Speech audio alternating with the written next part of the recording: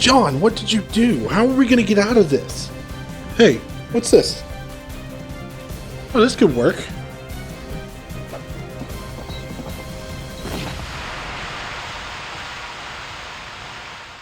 Today I'm going to show you how to make a smoke grenade in Rec Room. Alright, so to start making a smoke grenade, we need our grenade. So I'm going to make a cylinder at snap 10. Just make one cylinder there, and I'm going to configure it so that it is physical and that it is grabbable, and we want to add the tag to it of grenade.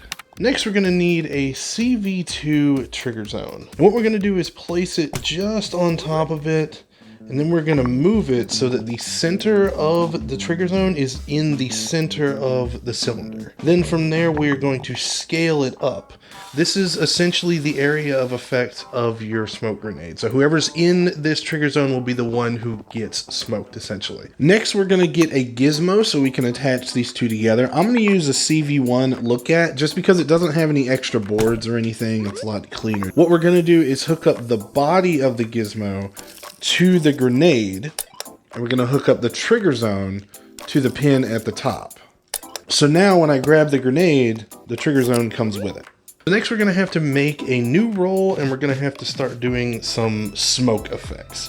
So what we're going to do is get a roll chip, and we are going to configure this and give it the name of smoked, the person that is getting smoked by the smoke grenade. And we don't really need to do anything else with it, just rename it. Next, we're going to need a sky dome chip and a fog chip. For the sky dome chip, we're going to configure it and change all of these to white. Then you're going to scroll down, change the enable blend time to 1, and then hit exclusive to player roll, and we're going to check smoked. Then you're going to configure this red pin on the left to 1. Next, we're going to configure the fog chip. We're going to change the color to white as well. We're going to change the start distance to 1 and the fade distance to 3. We're also going to change enable blend time to 1, and we're going to set exclusive player roll to smoked.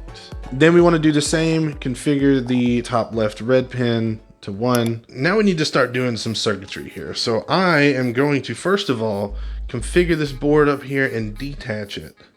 And then I'm going to move it over to this so it's just easier to work with. Since the trigger zone moves with the person holding it, that means they are within the trigger zone. And when they throw it, they will exit the trigger zone.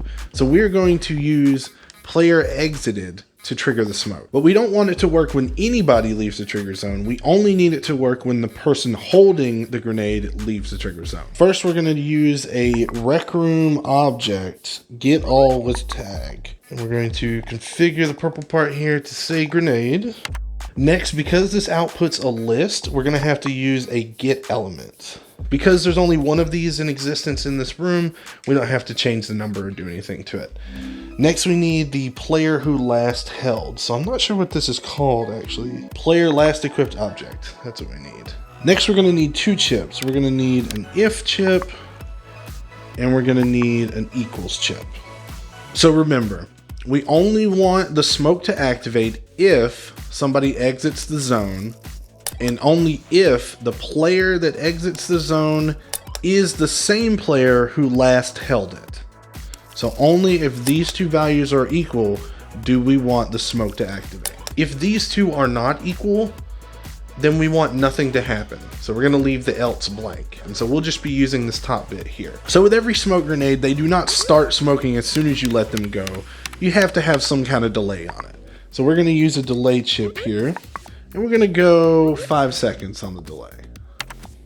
After the delay, we need to measure all of the players that are in the trigger zone. For this, we're going to use a list player variable. And just to make it simple, I'm going to name it smoked. So again, after the delay, we want it to measure all of the people that are inside the trigger zone. So next we're going to use a for each. So for each player in the trigger zone, we need something to happen. And if you haven't guessed from what we did earlier, we are going to give them all the role of smoked. So we need an add roll. We're going to hook it up there, hook up the loop to that, and then configure the roll to smoked.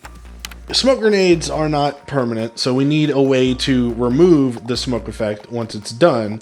We're going to do the exact same thing, except we're going to use a player remove roll, and we're going to add another delay to it because we don't need it to happen immediately. We need some sort of delay in between. So we're going to do another 5-second delay. Once it's done, we're going to get another for each, and then we need a remove roll. So hook this up after the delay, hook it all up basically the same, change the value to smoked. All of the items for the for each loop are going to be all the players in the list. All right, everybody, this is Andre, a lovely member of the channel, which you should be too, and he has agreed to help us test out the smoke grenade gadget. All right, 1, 2, 3, go. All right, that's perfect. I'm in for sure. 1, 2, 3, 4, 5. Okay, I can't see. I'm blind. Oh my gosh. All right, 1, 2, 3, 4, 5. There we go. All right, it works. Okay, now let's try it on you. Right. FBI, open up. I'm in it. Well, I still don't see nothing. Oh, there, it's all white. If this video gets 50 likes, I will release the smoke grenade as an invention on the invention store. But if this video gets 100 likes, then I will do a part 2 where I will polish it up a bit, put an emitter on there, put some sound effects on there, just generally make it look better. Hope you liked it. Have a good day, everybody. RCL Man out.